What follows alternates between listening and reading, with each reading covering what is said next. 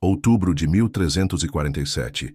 12 navios comerciais genoveses, voltando do Mar Negro, chegam ao porto de Messina, na Sicília.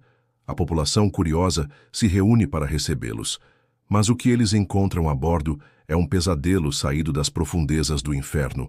A maioria dos marinheiros está morta, e os poucos sobreviventes deliram de febre, com seus corpos cobertos por estranhos inchaços negros que vazavam sangue e pus. As autoridades, aterrorizadas, ordenaram que a frota da morte voltasse imediatamente ao mar. Mas era tarde demais. O passageiro clandestino já havia desembarcado.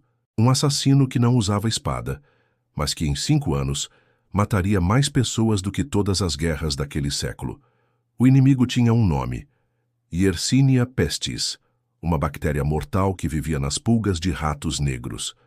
Sua jornada começou nas estepes áridas da Ásia Central, viajando de carona com os exércitos e comerciantes pela famosa Rota da Seda. Em 1346, a praga chegou à cidade de Cafa, na Crimeia, um movimentado posto comercial genovês que estava sob cerco dos exércitos mongóis.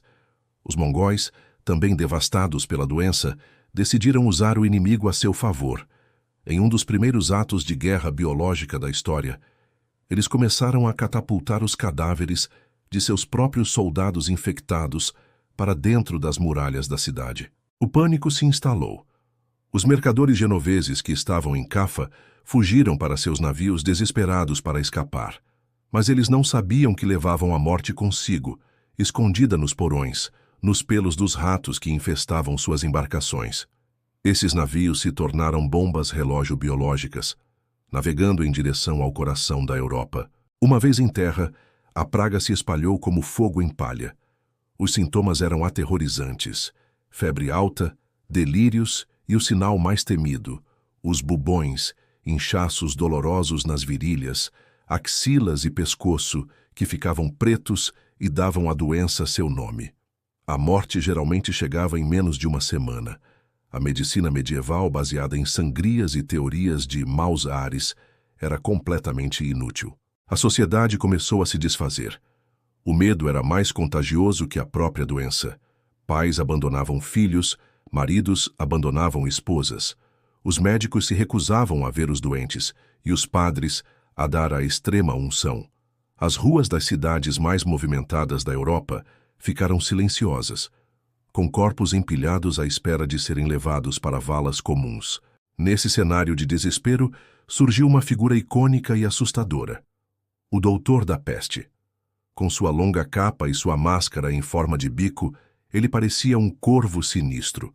Acreditava-se que a doença era transmitida por miasmas, ou seja, ar ruim.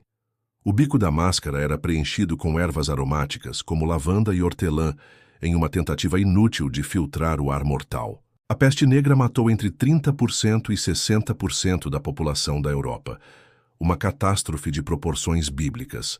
Mas dessa destruição em massa, um novo mundo, inesperadamente, começou a nascer. Primeiro, a economia.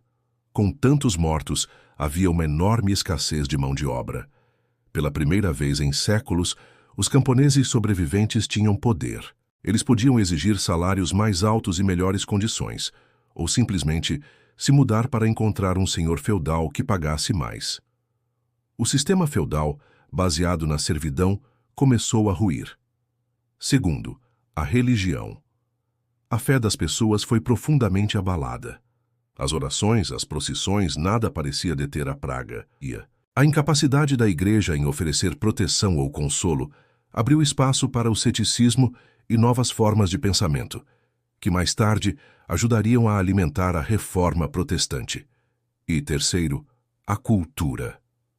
A obsessão com a morte dominou a arte, mas para os sobreviventes a vida nunca pareceu tão preciosa.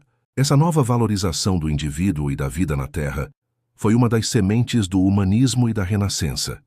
A peste negra não foi apenas uma tragédia, foi um incêndio florestal que, ao queimar o mundo medieval estagnado, limpou o terreno para que algo novo pudesse crescer. Foi um catalisador brutal e terrível que encerrou uma era e, sem querer, deu à luz o mundo moderno.